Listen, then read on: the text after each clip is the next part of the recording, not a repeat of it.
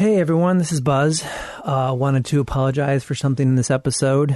Again, the guest was Rachel Post, a friend of mine, and I was using a brand new mixer to record the episode, and I forgot to turn on her microphone on the output.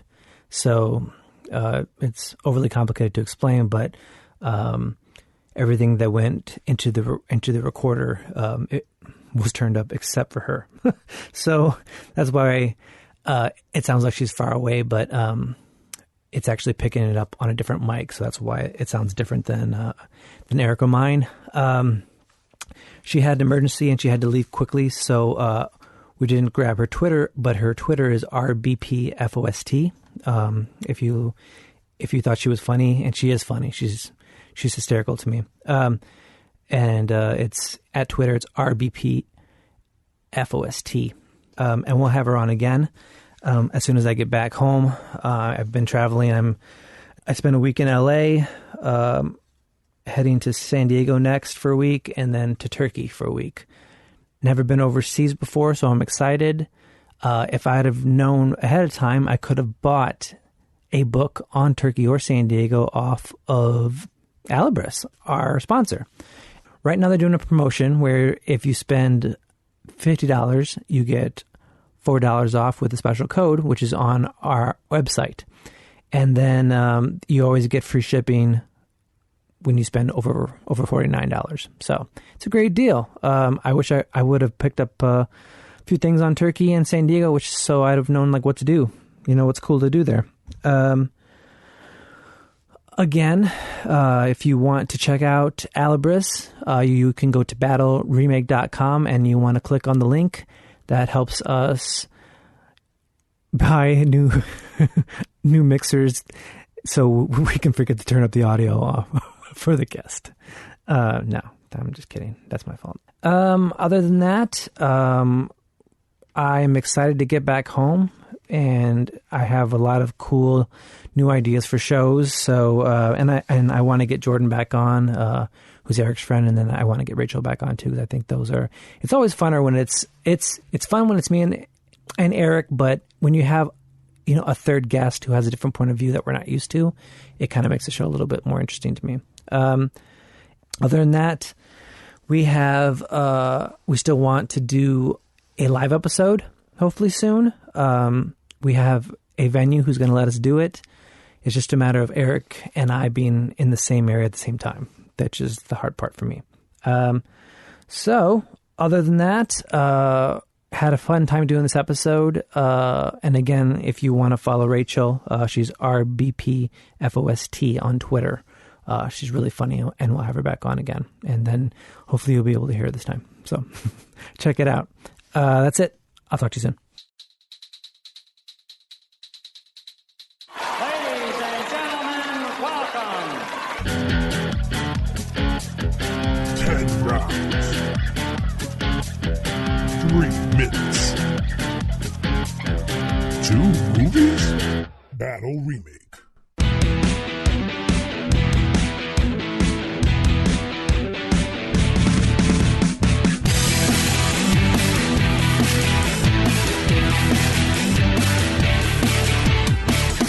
Welcome to Battle Remake. My name is Buzz Mead. I'm Eric Little. We are talking today Footloose with my good friend Rachel Post. Rachel is an actress, a model, and a dancer for her whole life in the fields of ballet and ballroom. Mm-hmm. Okay. So we brought her in here to talk some real good dancing background. We need someone here. Because I sure as hell don't have one. No, I used to dance a lot in high school. Really? I used to dance a lot, yes. Willingly? And, yeah, I used to get into that stuff a little bit, and my brother, he used to dance as well. He used to dance, and they said that it looked like his limbs were independent from his body. Ooh, that could be a compliment. Yeah. That could be not a compliment. Yeah, kind of. Yeah. My best dancing experience came when I was broadcasting in baseball. I used to do the peanut butter jelly dance every so often in home games, where like I'd wear someone got the idea like, hey, why don't you wear a banana suit? We'll direct everyone's attention to the press box, and so I just kind of went to town. It was just like crazy, goofy, stupid dancing. Is there any like the images? crowd loved it. Is there any like images out there of you in said banana suit? Maybe. Wow. If anybody can post that for me, I'll do something for them. That sounded unsavory. I don't know. Where's my horn? Where's my horn? For you for saying that? I don't know. For you for wearing it, and then for me for saying that. Hey, when you're working at minor league baseball, you'll do anything to get the fans interested. Go on. So, Rachel, of these two movies, had you actually seen any of them? I saw the first one multiple times. Okay. My mom's a huge fan. Okay. The second one, I didn't even know existed. Right. Yeah. It just kind of came out of nowhere. I think it was, from what I understand, it was like when Dancing. What's that show? Dancing with the Stars came out. Yeah. Yeah. And Julianne Hough was one of the dancers. She was on that show. show. Yeah. And then there was also like Step It Up was coming out and all that stuff. And that's kind of when it came out, was like Step It Up, and then. So there was the demand for dance movies and. Yeah. Right. So, all right. Well, let's listen to the trailers for these movies, and we'll go from there. Or the soundtrack just gets stuck in your head. Kind of, right? New kid in town, and the music's on his side. I mean, I saw this movie like a lot of times when I was growing up. Yeah. It was kind of, and I don't know why. It was just. It was on a lot. Yeah, I think it was the soundtrack was really big too. So you kind of. It's true. It's an iconic soundtrack. You hear all these songs all the time if you go to the right stations, the right 80s nights. Yeah. Yeah. I still have the soundtrack. Really? Yeah. Like cassette? No, it's a CD. Okay. She's evolved a little bit. Yeah. I didn't say she listened to the cassette still, but yeah. So this trailer is a lot of dancing. I didn't figure it out. A lot of dancing and a lot of Kenny Loggins. Kenny Loggins was the soundtrack guy in the 80s, though. Kind of was. Caddyshack, Footloose, Top Gun. Was Top Gun Kenny Loggins? Yeah, Danger Zone, Kenny Loggins. Yeah. There's another one he did, too, and I can't remember what it is now. Yeah. Yeah. And they use this song in the next one, too.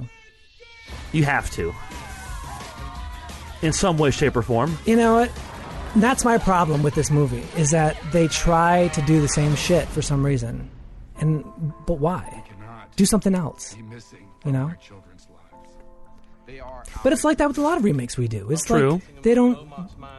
It's too much work to put an original fucking thought into it and just go off in a different direction. Maybe they didn't want to put a thought into it. Maybe they just wanted to redo this movie. That's what I think it was about. You realize they use a lot of the same. Oh God, yeah. Yeah. It's not quite shot for shot, but it's pretty close. Yeah. They use a lot of the same music. But I like how they freshened it up a little bit. I like how it's a lot of acoustic covers and a lot of bluegrass. That was confusing to me. Really? Yeah. A little bit of crunk. But, yeah, it just came out of nowhere, crunk. But I think you have to have that if you're... And we'll get into this in a minute. Yeah. You've got to have a little bit of contemporary stuff. What's the deal with the preacher's daughter? You think I'm small town, huh? She with all that attitude? Mm-hmm. You want to see something? Makes more sense in the first, though. Well, that's what you get. Because they had the scene where they're in the woods. Yeah. Where Ariel and Chuck are in the woods. You know.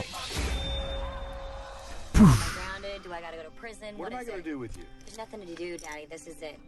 I think someone said this online, but they're trying to use 20-year-old verbiage in the time that is now, and it doesn't make sense. A lot of the stuff that they're saying, it doesn't make sense to this time. Well, in all fairness, you been to rural Georgia?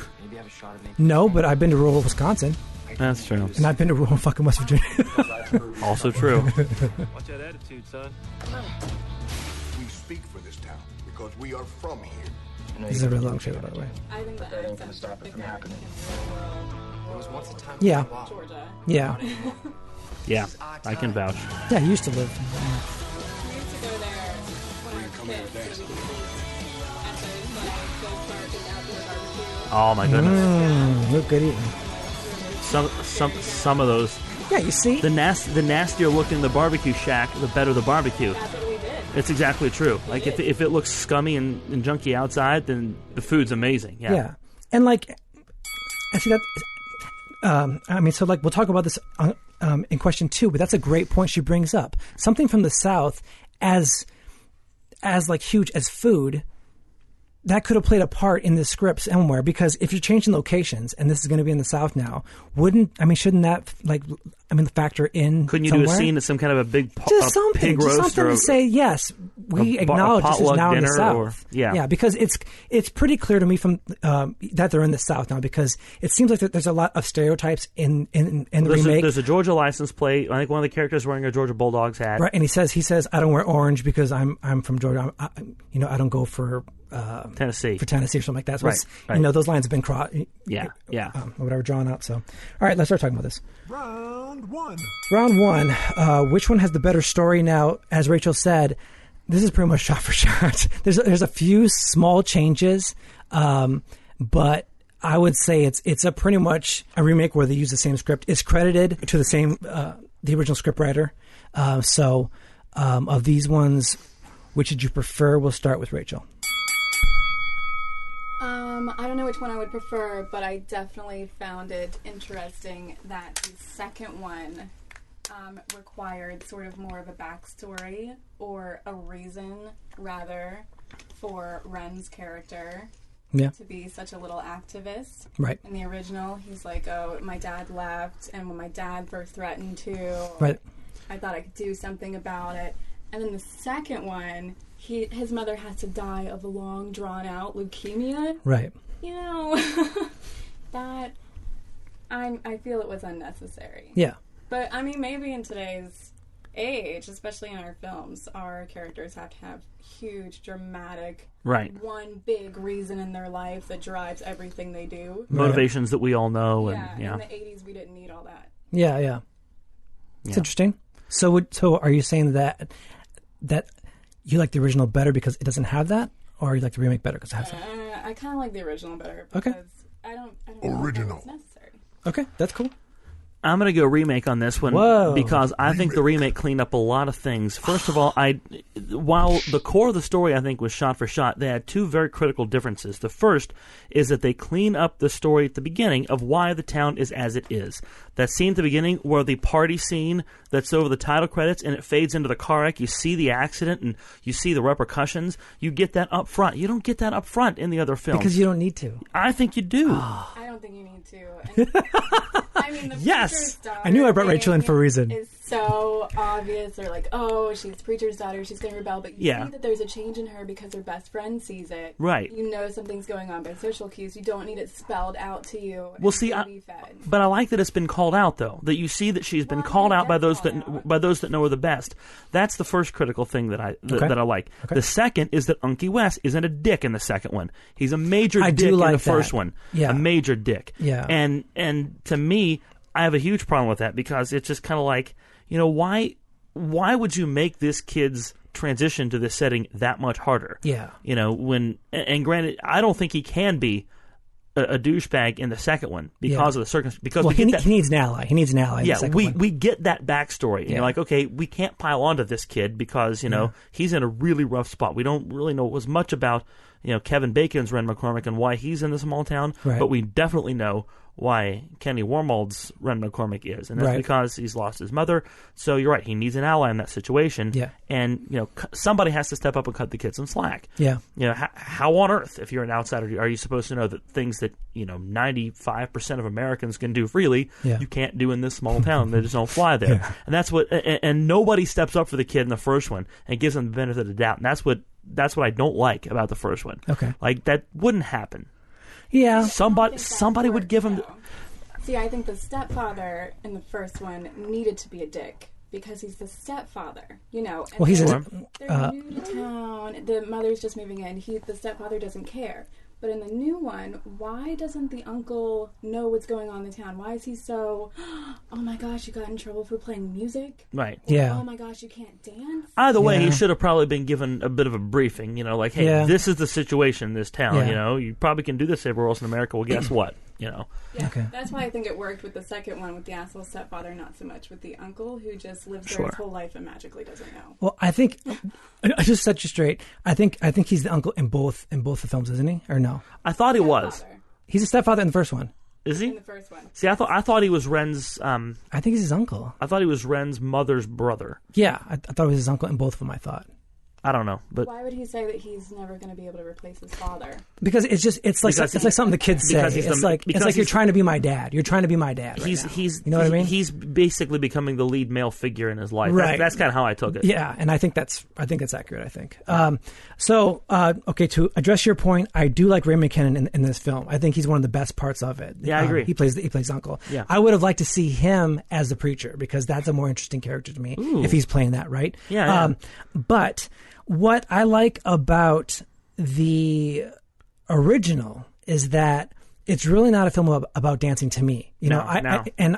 I look through it as if it's like a Twilight Zone episode where this has actually happened, and I guess it did happen in some small town in Oklahoma or something like that. It was taken from the news or something like that. But I like the themes of the original, that it's more about, and to me it's about the preacher. It's about him letting go and him almost understanding like more like what his place is in the world. It's not really about dancing, and it is about Ren, but it really isn't. It's about the preacher guy. Yeah. 2011, I hate it when remakes do this. I hate it when they take something and they do the same thing, as the original. Now, Craig Brewer is the director of the remake. He did Hustle and Flow. Hustle and Flow is a great movie. I don't know if you've ever seen it, but it's a really good movie.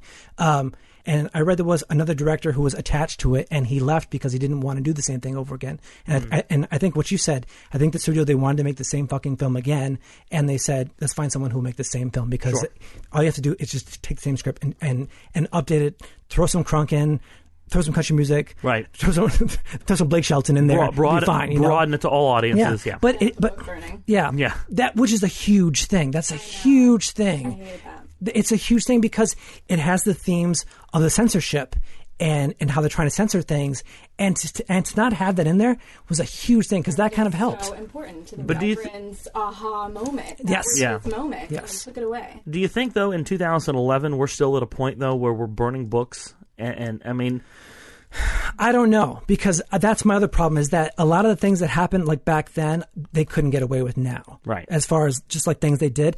But they could have been smart about like what they were trying to do. Like maybe they were trying to censor the internet. Mm-hmm. Maybe they were trying to, maybe it was a dress code thing. Maybe it was something to where, I've heard of it and I could relate to it. I'll tackle this in question 2. But there's things that, a fucking Beaumont is a town of 19,000 people. You can't possibly like police somebody against dancing in a town of 19,000 people. No.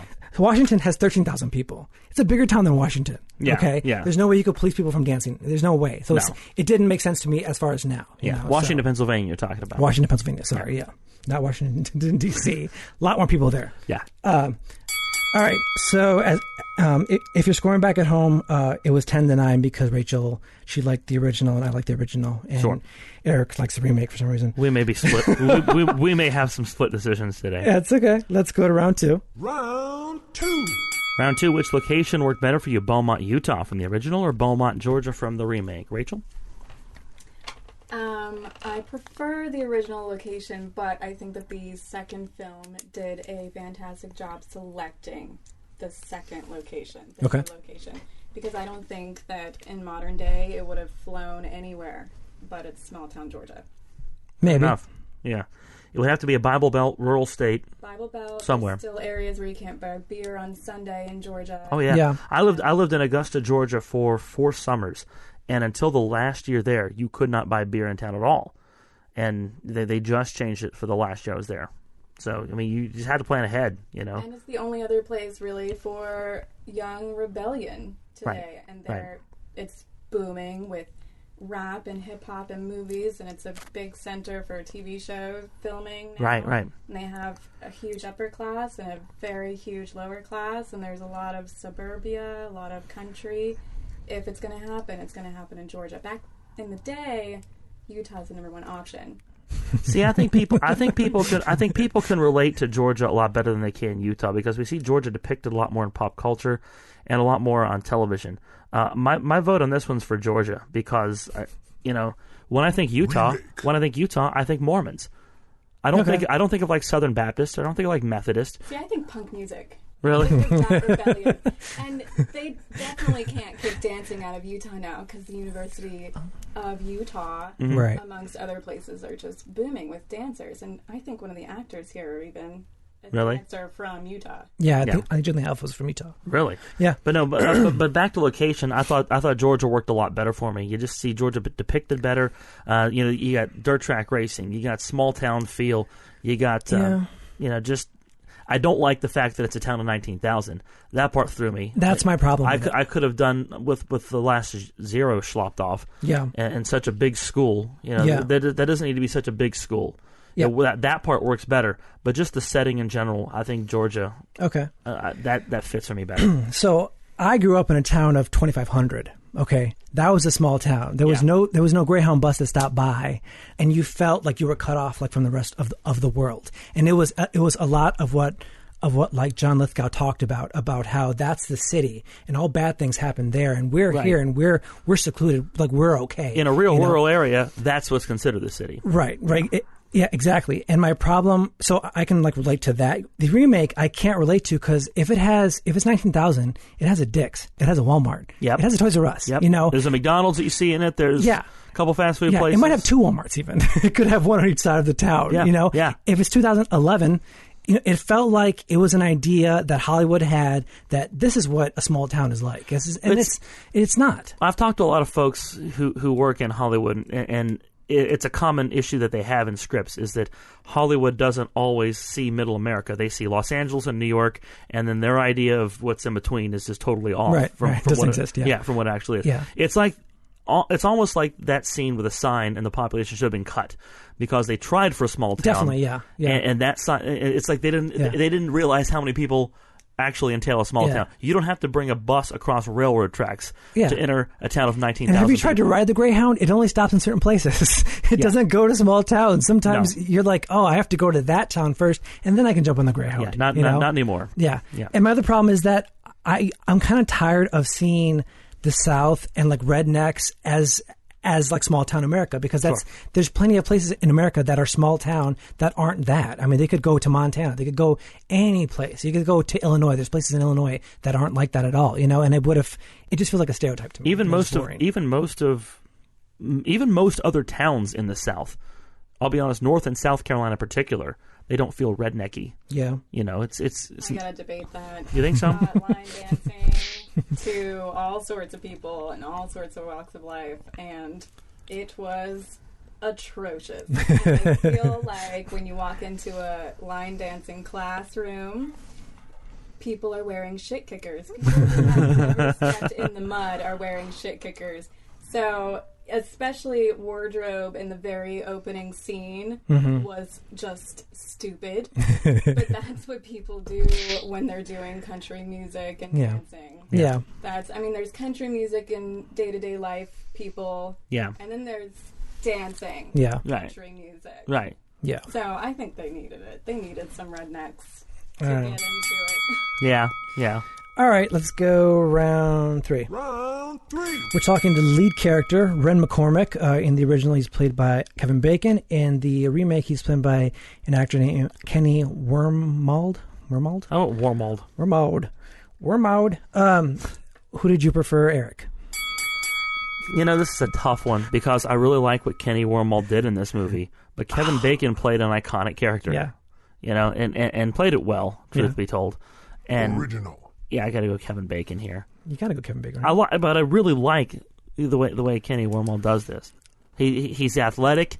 Well, he was a dancer, so that's... Well, that's what I'm saying. Like you buy it. He does a good job, and he's athletic. He was also like the third or fourth choice for this role, too, by the way. Yeah, but I thought he still did a good job. I mean, Okay. he put me in the role as Ren. Okay. I thought I liked his speech to City Council better than Kevin Bacon's, but then again, that's a script thing. It's not really a him thing. But yeah, okay. I'd buy Kevin Bacon here again. And the scene at the end, let's dance.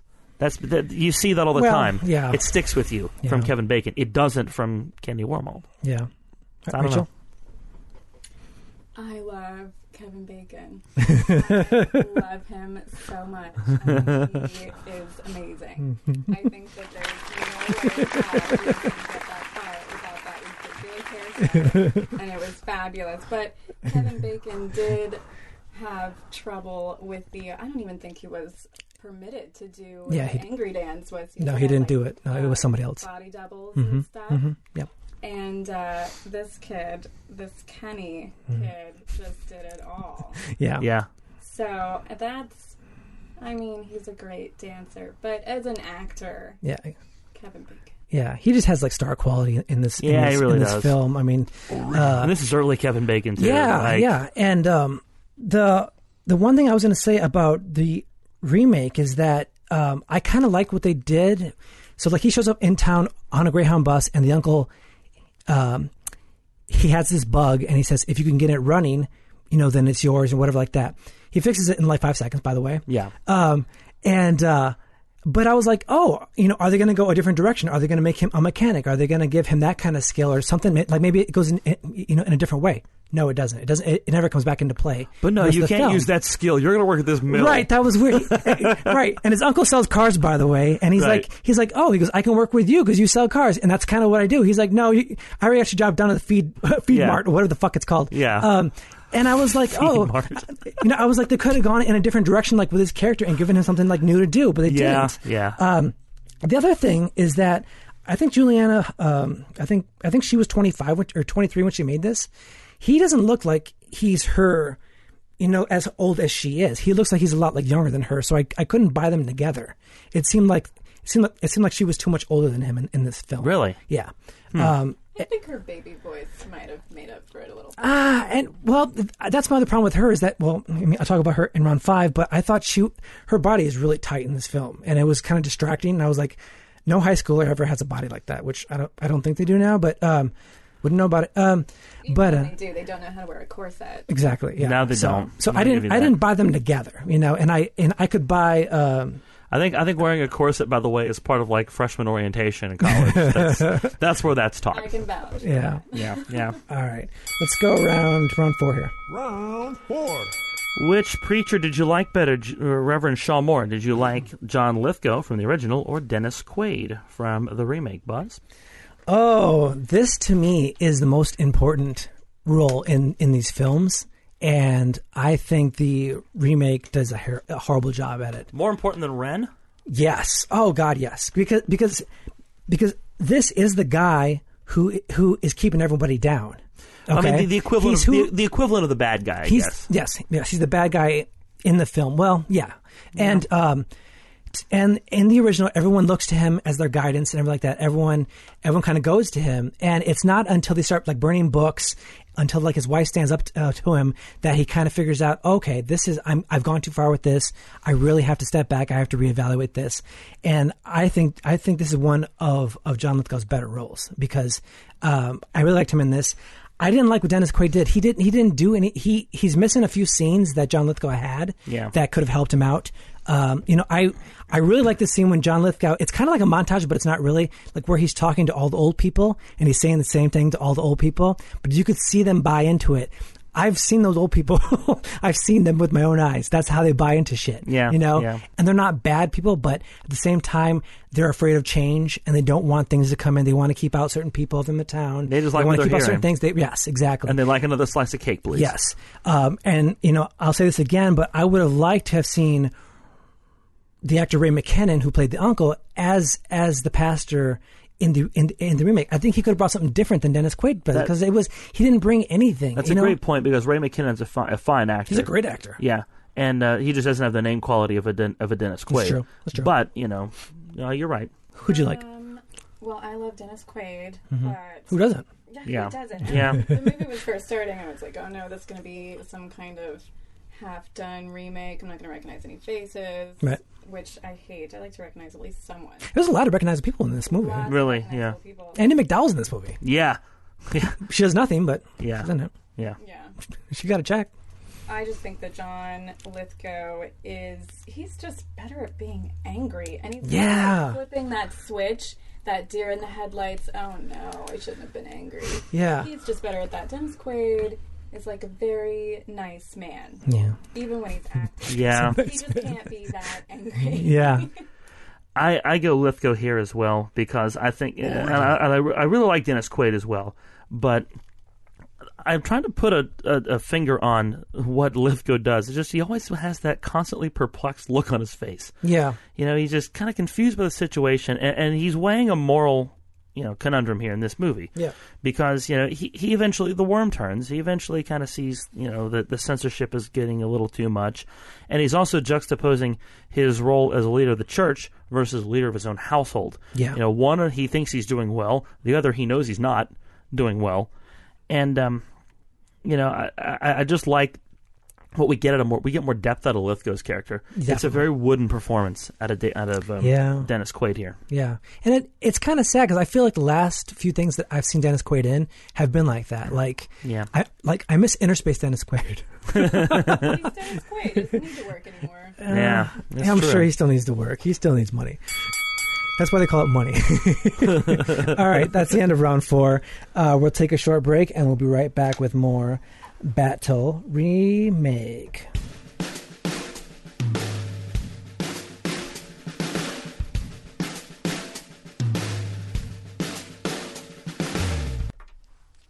And he is testing us. Every day, our Lord is testing us. If he wasn't testing us, how would you account for the sorry state of our society? For the crimes that plague the big cities of this country? When he could sweep this pestilence from the face of the earth with one mighty gesture of his hand. I would go watch John Lithgow preach a sermon. He's really good at this. Yep. How would you account He's like scary for the good. proliferation these This days ought to be a strength of Quaid's. rock and roll music? But doesn't Lithgow have a Shakespearean background? Of easy Probably. sexuality and relaxed morality. Kind of comes out An here. alien background. Our Lord wasn't We all knew just Third Rock from the Sun was going to come up. We all watched Third Rock growing up. albums and turned them into one big fiery cinder like that. But how would that make us stronger? If he had, So intense. if he had something in his hand that could have thrown down, made smoke pop up, wouldn't that have been the coolest thing ever? Everyone would have Dave, used that. my Lord is going to come to me. I'd run to the front of the church right now and ask for baptism. Just boom. Lives of each Dunk me. Save me. Save me, John Lithgow. Save me. I've seen him. What am I going to tell him on that day? With the sparks and the smoke. That I was Just The running. run. that I was tired. That I was bored. Do you know No! I can never let up. my favorite part of this scene I welcome his test. is at the very end of it. This challenge from my Lord. When he sticks his hand up in a salute. No, there's a kid who's fallen asleep, and his dad wakes him up, and he's all sweaty. And I was, Angry face. he was asleep like this, and his dad wakes him up, and he goes like this, and he's all sweaty from just sweating, but he was asleep. It was so funny to me because that's how my brother used to sleep. All right,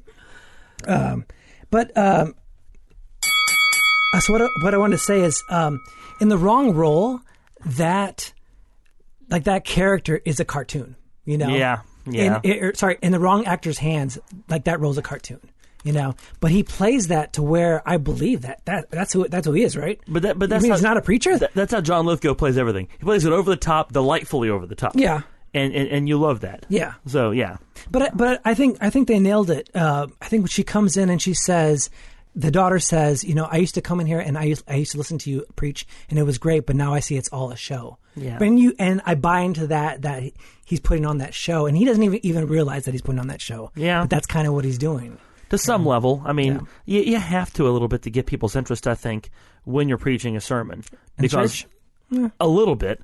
I haven't gone to church in a while. So. Because, most sermons are upwards of 20, 30 minutes. To capture someone's attention, especially nowadays, for 20 to 30 minutes, that's asking a lot. Yeah. So he really feels like he's got to give a lot of gusto to this performance. He's got to have the steak and the sizzle, in short. So I go to church. I left a church that was theatrical really for a nice squishy Squishy church with a nice squishy guy that loved Jesus parables and kindness. Mine. The minister's good, but it's too much emphasis on the sizzle.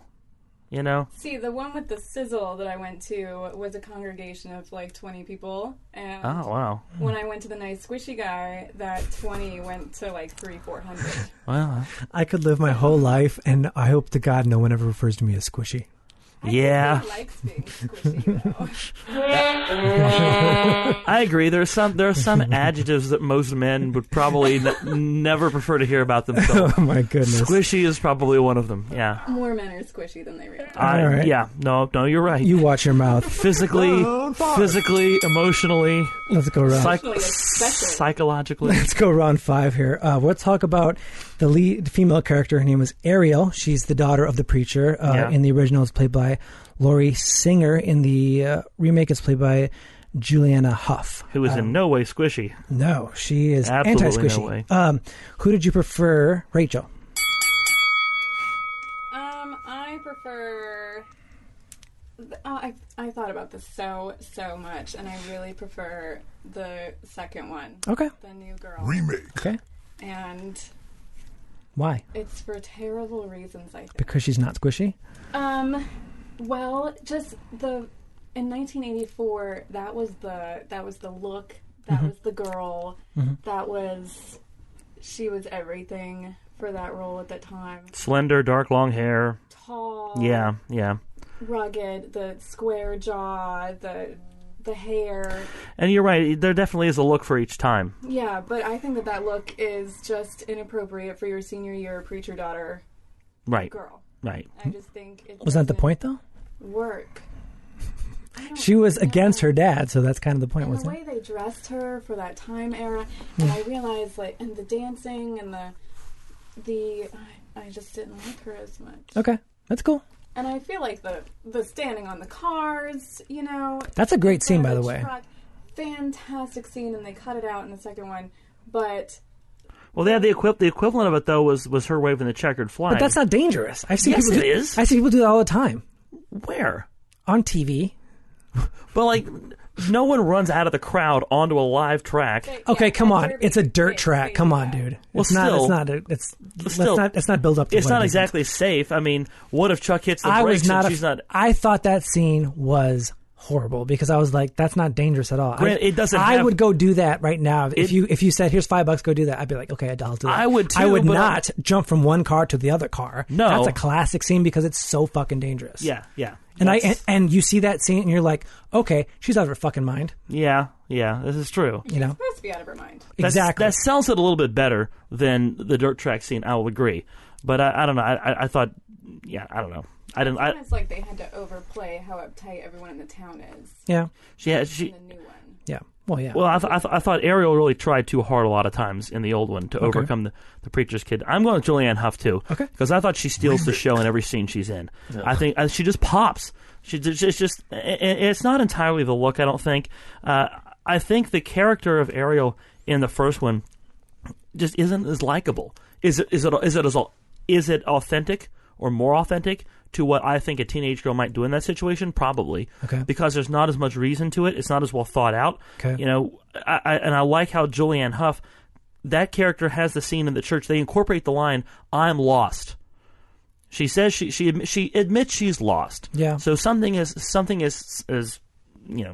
sunk in there. Lost. She has a more innocent look. Yeah. And she plays it off better. Where I feel like in the first one, a girl she's rebelling, and the Chuck guy, that thing happened, but that's not enough to toughen a girl up to that level. No. She's professing her virginity to her father in a church. The rugged. I don't see either girl doing that. Although we are led to believe that in the first one, Chuck's not the guy that took her virginity. We're led to believe she's a bit more promiscuous in the first. I think that's how I took it. I didn't catch it. I think both ways. I just the sense of danger. I think. Okay. And they don't really dispel that. The scene in the back of Chuck's hauler in the dirt track, where you get the image that she is losing. That was like sad to me. Yeah. I would agree. It broke my heart. But that broke my heart. But that scene, you get the image that girl's losing her virginity right there. I don't like that scene. I think that scene was. It's like they took the lines out of the 10th grade health book. Yeah. This is what he will say. This is what you do not say back. Yeah. And they put those exact lines in the film. Right. And it's just completely unbelievable because Right. a senior in 2011 did not read Yeah. that chapter in the health book, and she's not going to fall for those exact lines. They're too corny. Yeah. But Okay. I like that they both have someone who is with a guy that she's not smart enough to realize is a loser. Right. You know. Well, and it hasn't. He's that cool guy who you don't really understand why he's cool, but people seem to think he's cool. In a small town, Yeah. it's you go with who is closest to you, But you there- know, but- and you go with who's familiar. Yeah. And all of a sudden, there's a new kid in town, But we and all- you see that that he brings things that this guy doesn't have. But we all know people like that on both sides. People that were the cool guy that were just. You're just like, why? You're waiting for, wait, like 5 years from now, your world's just going to fall in, so enjoy Yeah. it now. Yeah. And we've all known girls like that who dated the guy that he's like, he's a loser. Like, just you're going to realize one day he's a loser, and, that's what it is. I think y'all are crazy. I think that Laurie Singer has a better arc in the old film. I like that I like how she gets slapped twice in the old film, and in the remake, it's almost like they forgot to do the slaps. And then the slaps are back-to-back and back-to-back scenes. Well, they're like, oh my God, we forgot to slap her. I hate honestly, after she gets hit by Chuck, my first thought is, wow, they're going to have her father hit her too? Yeah. And then she gets hit in the church. I'm like, wow. Right. And it was because they forgot to put it in. Yeah, yeah. But and I thought they could have explored that more, being that it's the South. Yeah. Yeah, because there's that stigma, Yeah. about how we treat women, and although I like Julianne Hough's line, let's go find the man that hit me. Yeah. I do think she's too old for that. I think she's too old to be in that film. I think she's too tight, as far as her body. I broadcast games in high schools, Buzz. Is that how they are now? It can be at times. Really? Yeah. We had girls that patrolled the football field in these itty bitty little pants with holes cut right below the ass cheek. Yeah, but I'm talking about her abs had abs though. Her abs had They abs. had abs. When I was in high school, we lifted weights. Yeah, I hope so. Girls lifted weights. You're supposed We were to. little monsters. Yeah. And like I said, I cover sports. Like some of the girls that play basketball are of similar physique. Okay. They lift weights. They're toned. All right. Well, I've been outvoted, so I bought that part at least. The last thing I'll say is the last scene at the very end with her and Dennis Quaid. It was too awkward for me as far as them being. I feel like he could be a lead and she could be a lead in a film, and they could go together. So I didn't buy them as father and daughter. It was too. I don't know. I just kept waiting for butterfly kisses to come on. Just. All right. Let's go round 6. Round 6. You're up, Buzz. This is you. No, round 5. Because we're on round 5. That's what it is. No, we just did 5. No, that was Rusty. 5 was Rusty. We haven't talked about Rusty. We've been talking about Ariel. Oh, I have it backwards on my sheet here. I would say. All right, so round 6 is Ariel's friend Rusty. This is still round 5. No, we just did 5. We talked about Ariel. Yeah. I know, but look at mine though. Okay, look, we did 1, we did 2, we did 3, we did 4. You've got 2 number 4. Okay, Yeah. okay. Yeah. That's a mistake. Sorry, this is round 6. Don't tell me how to run my show. Okay, so 6. Sorry, kids, you weren't supposed to see the fighting. Round. Okay. Round 6. Just eat your dinner. Round 6. Round 6. Ariel's friend Rusty, Sarah Jessica Parker, or Zaya Colon. Okay. Rachel, Do you have any feeling on this, Rachel? I have barely any feeling. I had to fill it in with something. It's just, I mean, I think that the selection is kind of the same. They're like the same girl. But I would select Sarah Jessica Parker just because I can Original. feel sometimes that Yeah. Zaya is a new actor. She feels like a new actor. She does. Mm-hmm. Yeah, like she's got to focus on her line for a second before she says it. Yeah.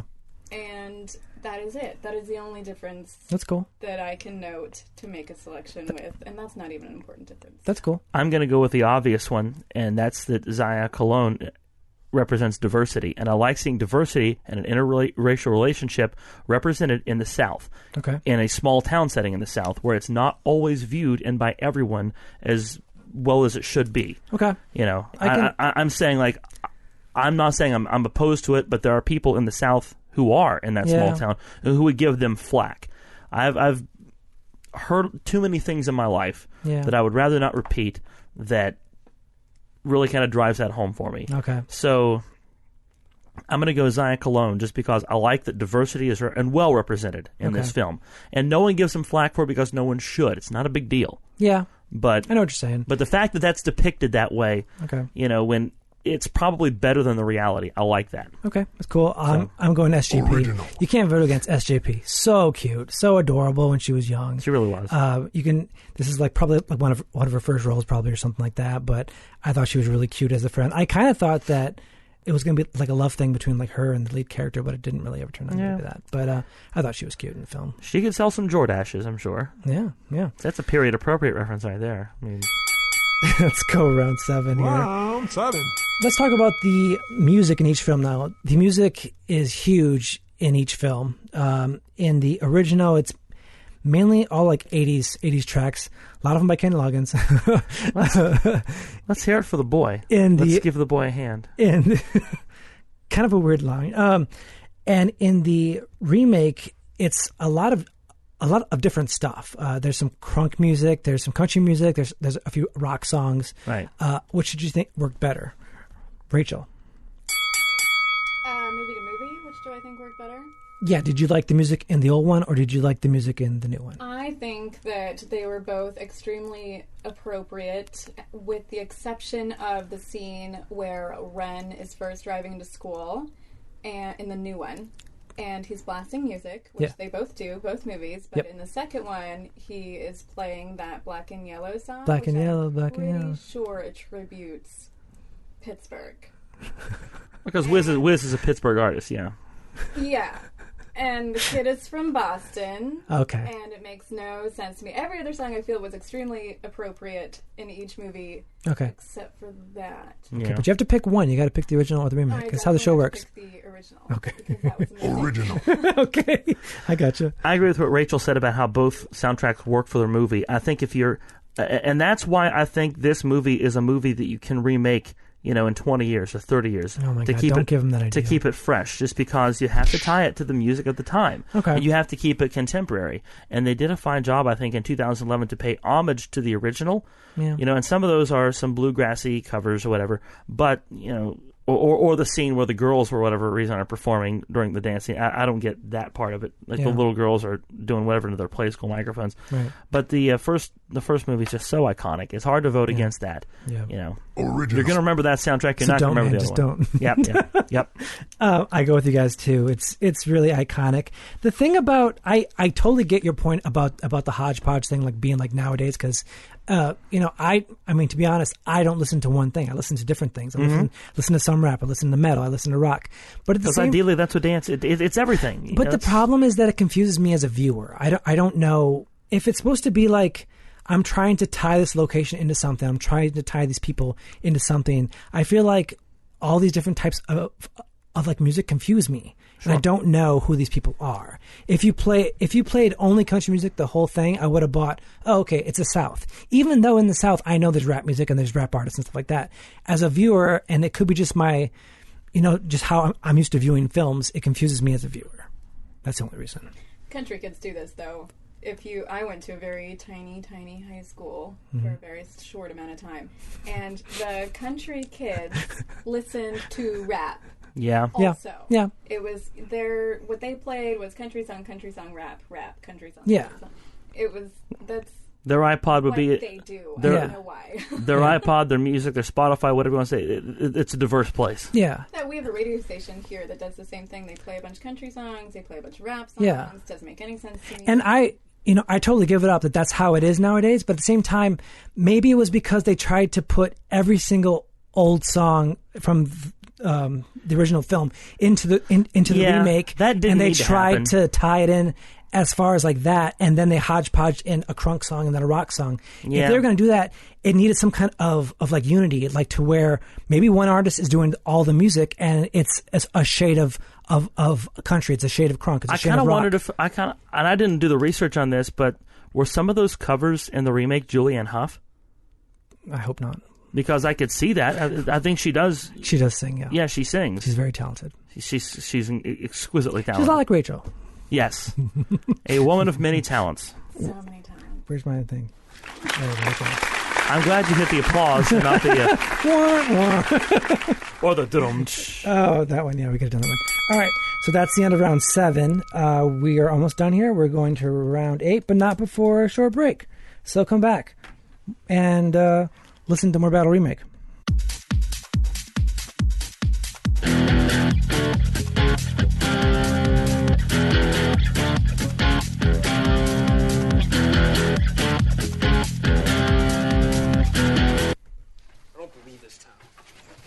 burial home past a curfew. Reverend Moore's all up in my uncle's grill making threats. Threats. Well, you know what it is, man? You got an attitude problem. I got an attitude problem. Yeah, you got an attitude problem.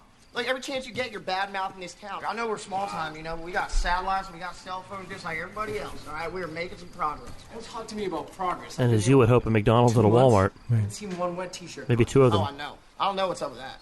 That's not me. Probably get some stupid law against it. Well, I tell you what, if you get a petition for that, I'd sign it. Because, I mean, if we can't have, you know, just like brawless, wet women here in Beaumont, terrorists win.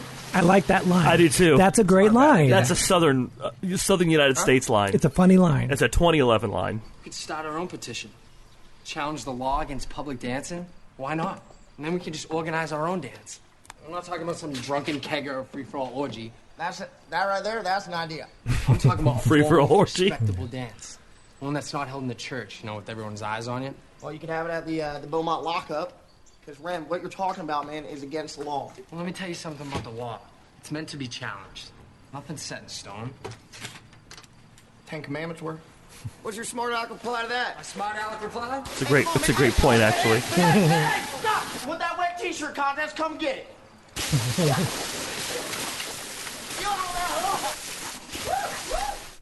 All right, so that is the end of that trailer. Sorry about that. So Rachel had to go, but Eric and I are still here, and we're going to finish up the episode. We're talking about the character of Willard, which you just heard. Round 8. Played by Miles Teller in the remake, and in the original, he's played by Chris Penn. He's the friend of Ren. Yeah. And who did you enjoy, Eric?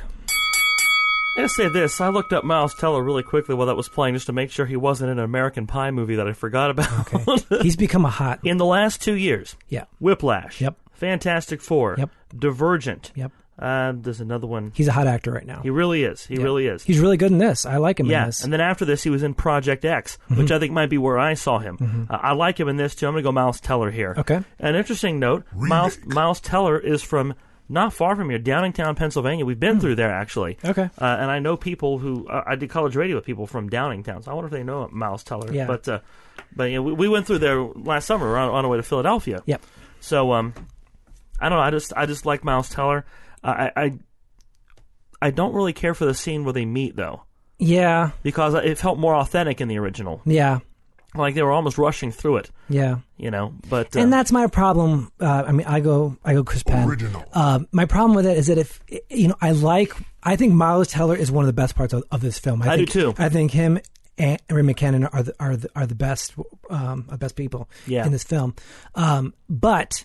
having said that, I feel like he's doing a Chris Penn impression. He's trying to do Chris Penn. True. And he doesn't do his own thing. Like when he does have his own lines and he does his own thing, I feel like it's a better performance. When he doesn't get his own lines, a terrorist win. That's a great line. I laughed at that line because it's not in the original because it's so timely. Yeah. You know, that's a great part. Yep. You know, I think Chris Penn. It's sad that he's not around anymore because I think he's such a great actor. He was, you know, we just did Pill Rider, you know, and Shane. He's in that movie too, and you know, of course, he's in Reservoir Dogs. You know, huge part in that. And it's sad to me that he's not around and doing stuff because he's such a good actor. Yeah, you know, I would agree. All right, let's go to round 9. Which button is that? This one. Round 9.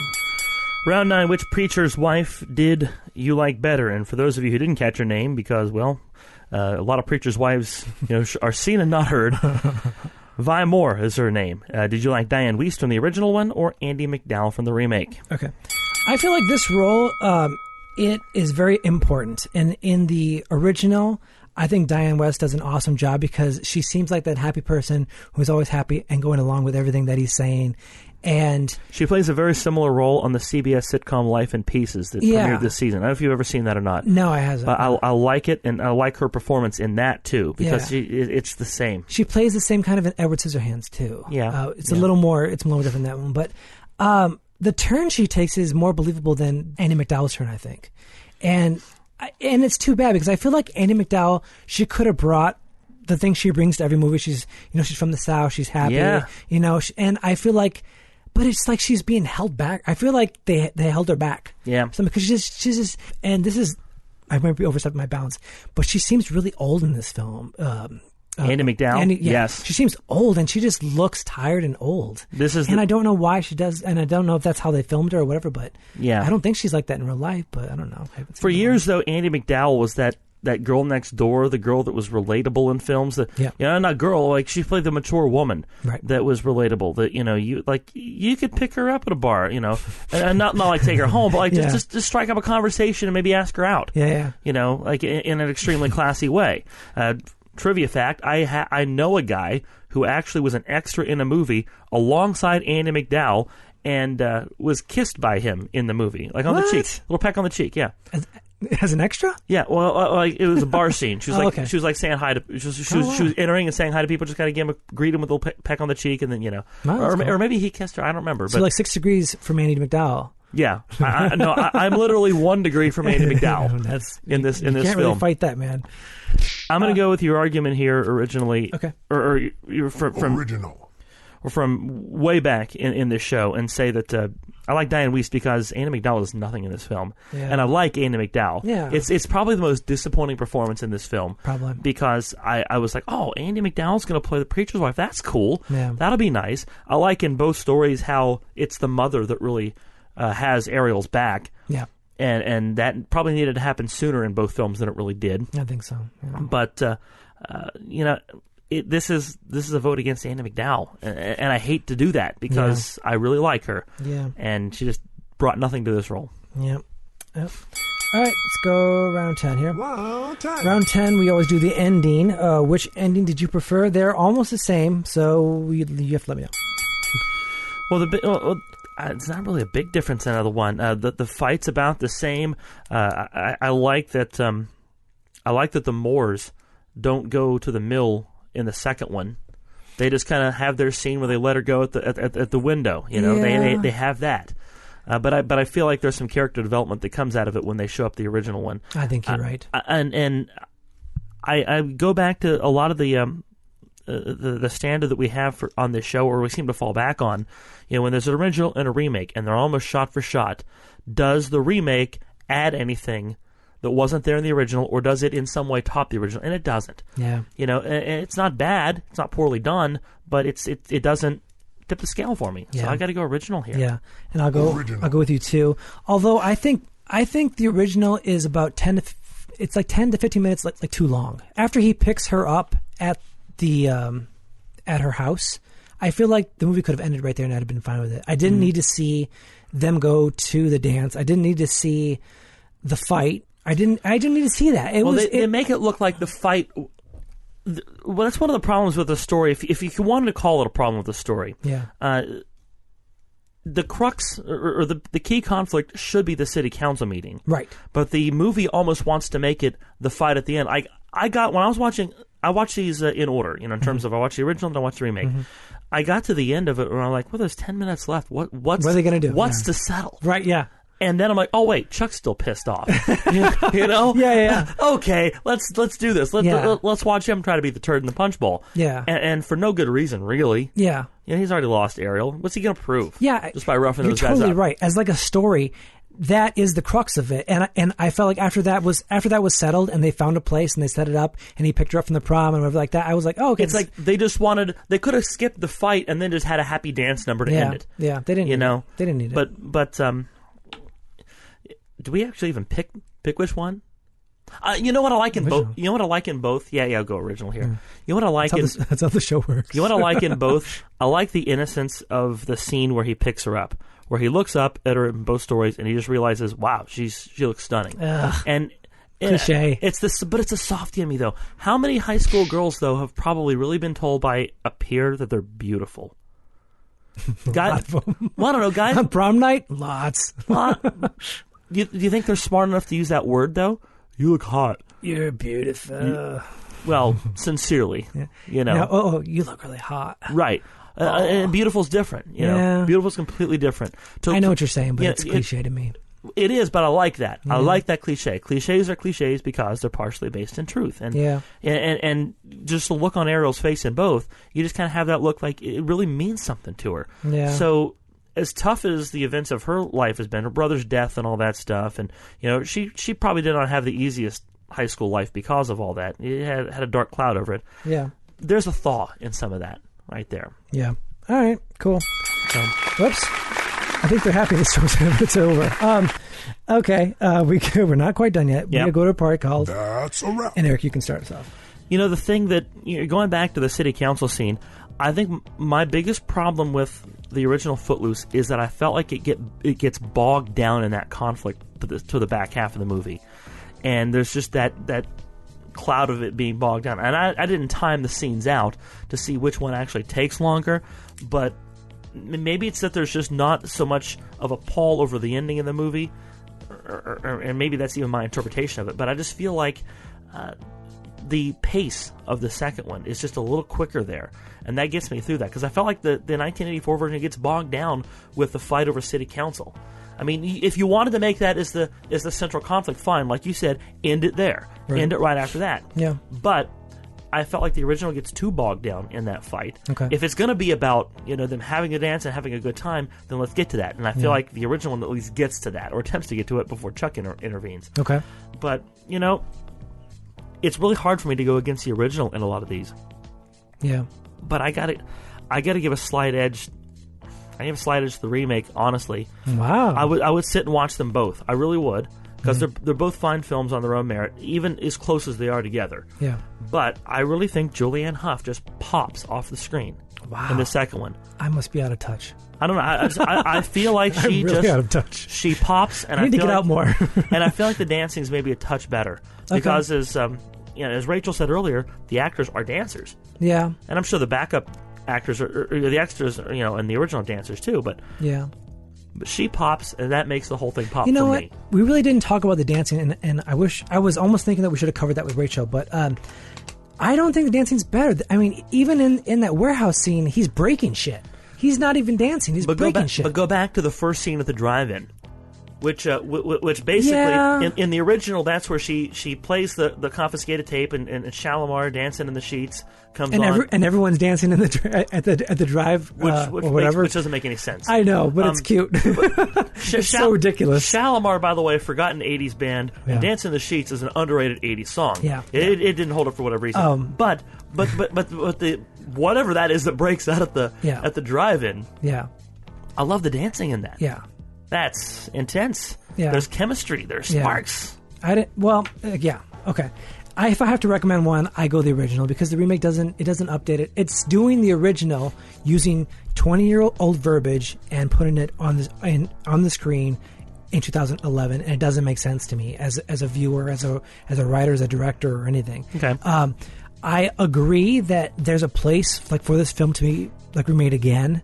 And you can update the music and stuff, but I hope they work on the characters and they update the story. Okay, I see what you're saying too. And I liked Rachel's point though about this, where she said about the only place nowadays is like rural Georgia where you could set this and make it work. And I don't know if I believe that, because there are places up in Michigan where you're right, you don't have internet, and there's places over in Montana or South Dakota where or Utah, you can probably. There's lots of places that are interesting, that are more interesting than the South than I believe. Well, I don't know.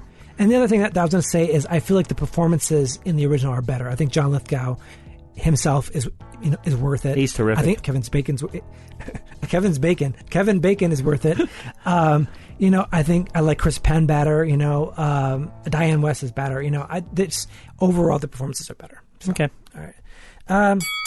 That's it. The score for Footloose is 98 to 91 for original. No big surprise there for me. I'm surprised how much you liked the remake. I was too. Yeah, I'm a little ashamed of you too. But I'll you just know keep what? it off the thing. You know what? I'm not gonna lie. You like what you like. That's cool. I didn't really think going into it, I'm like, well, how cheesy is this? They went and made a classic movie, but I enjoyed it. That's cool. And they cleaned up those plot things they cleaned up. I wasn't as impressed by the car scene. I didn't need that in the first one. I like that they did a better job of being more upfront with the tragedy that was kind of casting the pole of the town.